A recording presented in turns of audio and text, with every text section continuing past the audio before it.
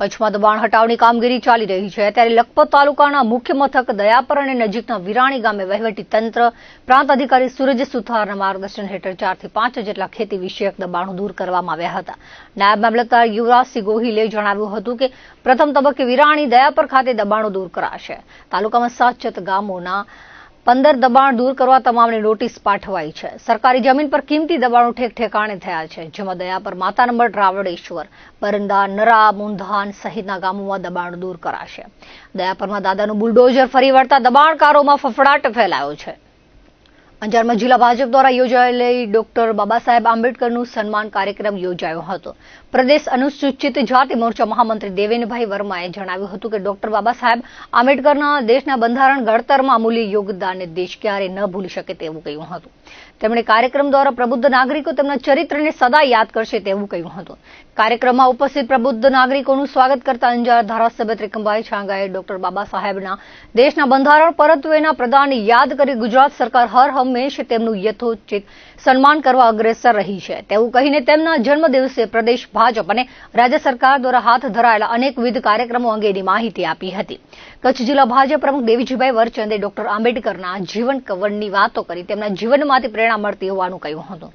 તેમણે દેશના મજબૂત બંધારણના પાયામાં તેમના યોગદાનને યાદ કર્યું હતું। પ્રદેશ ભાજપ મહામંત્રી અને સાંસદ વિનોદભાઈ ચાવડાએ કહ્યું હતું કે ભારતના બંધારણ થકી જ ભારત વિશ્વની સૌથી મોટી લોકશાહી બની શકી છે તેનો શ્રેય ડોક્ટર આંબેડકરને આપ્યો હતો।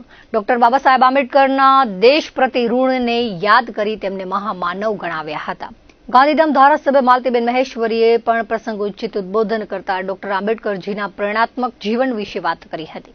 કાર્યક્રમના પ્રારંભે ઉપસ્થિત મહાનુભાવો દ્વારા દીપ પ્રાગટ્ય કરવામાં આવ્યું હતું। ત્યારબાદ ડોક્ટર આંબેડકરને પુષ્પાંજલિ અર્પિત કરવામાં આવી હતી। આ પ્રસંગે ચૂંટાયેલા હોદ્દેદારો, ભાજપના કાર્યકરો બહોળી સંખ્યામાં ઉપસ્થિત રહ્યા હતા। કાર્યક્રમનું સંચાલન વસંતભાઈ કોટરાણીએ જ્યારે આભાર વિધિ અશોકભાઈ હાથીએ કરી હતી। કોંગ્રેસ દ્વારા જે અપપ્રચાર ફેલાવવામાં આવ્યો છે, જે ભ્રામક વાતો કરવામાં આવે છે, તેના વિરોધમાં ભારતીય જનતા પાર્ટી દ્વારા સમગ્ર દેશમાં તારીખ 15 થી લઈને 25 તારીખ સુધી ડોક્ટર બાબા સાહેબ આંબેડકર સન્માન સભાના આયોજન કરવામાં આવ્યા છે। તે અંતર્ગત ગુજરાત પ્રદેશના તમામ જિલ્લાઓમાં 2 વર્કશોપ યોજાવાના છે।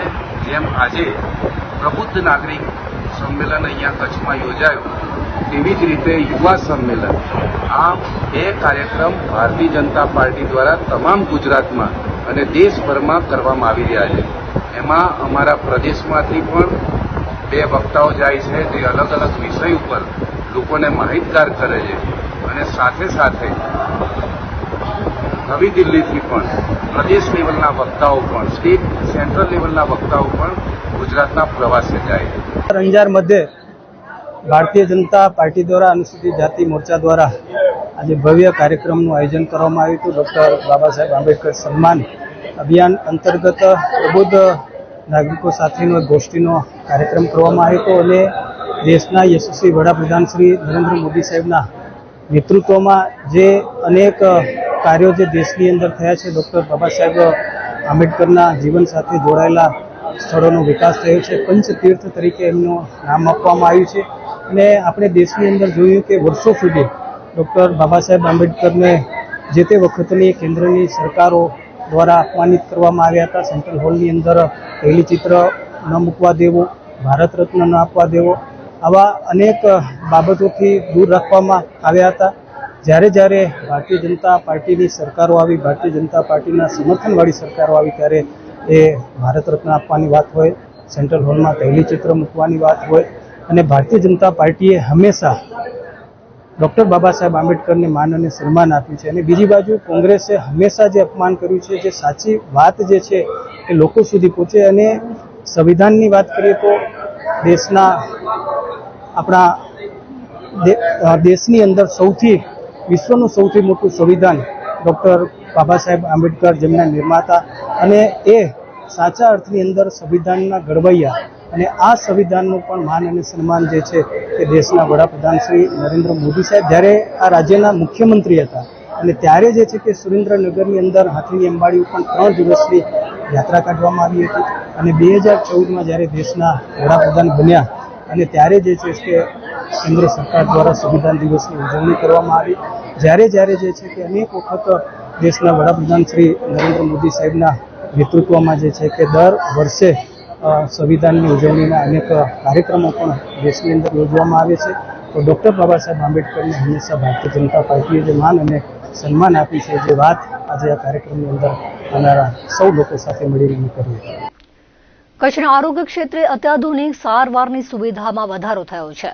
જિલ્લા મથક ભુજમાં મિર્જાપર હાઈવે પર અલ્ટ્રા મોડર્ન સુવિધાઓથી સજ્જ સંઘવી મલ્ટી સ્પેશિયાલિટી હોસ્પિટલનો રવિવારે શુભારંભ કરાયો હતો.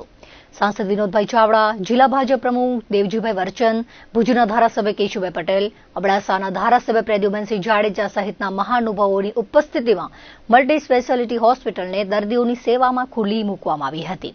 સંઘવી મલ્ટી સ્પેશિયાલિટી હોસ્પિટલના સીઈઓ પ્રતિકભાઈ શાહે જણાવ્યું હતું કે હોસ્પિટલમાં તમામ પ્રકારના જટિલ રોગો માટે દેશના મહાનગરો જેવી જ આધુનિક સારવાર ઉપલબ્ધ થશે. આ મલ્ટી સ્પેશિયાલિટી હોસ્પિટલમાં નિષ્ણાત તબીબો દ્વારા નિદાન અને સારવારનો કચ્છવાસીઓને લાભ મળશે.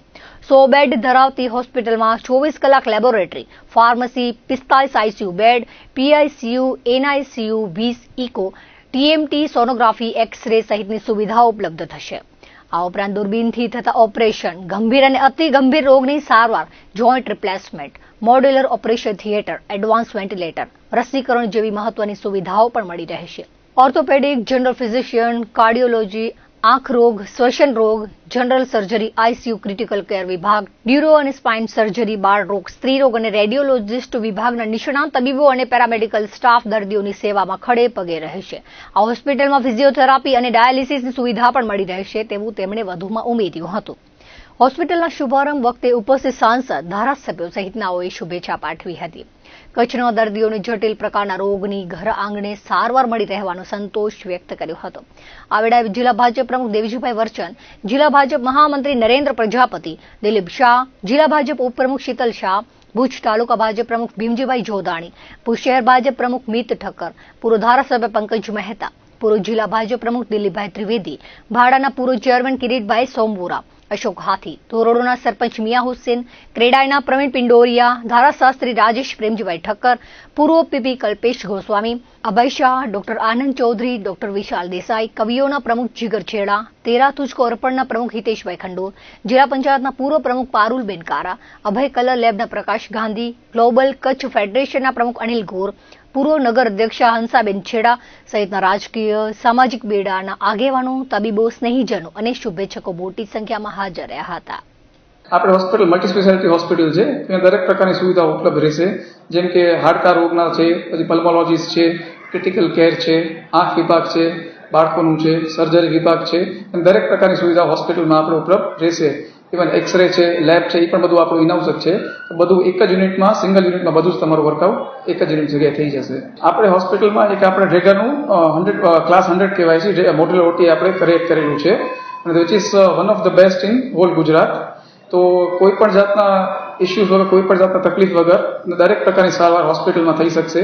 આપણે ટોટલ 5 ઓપરેશન થિયેટર્સ છે, અને દરેક અને એક ક્રિટિકલ કેર છે, પ્લસ આપણે ઇમરજન્સી ડિપાર્ટમેન્ટ પણ આપણી પાસે છે. ટોટલ 100 બેડની મલ્ટી સ્પેશિયાલિટી હોસ્પિટલ આપણે બનાવેલી છે.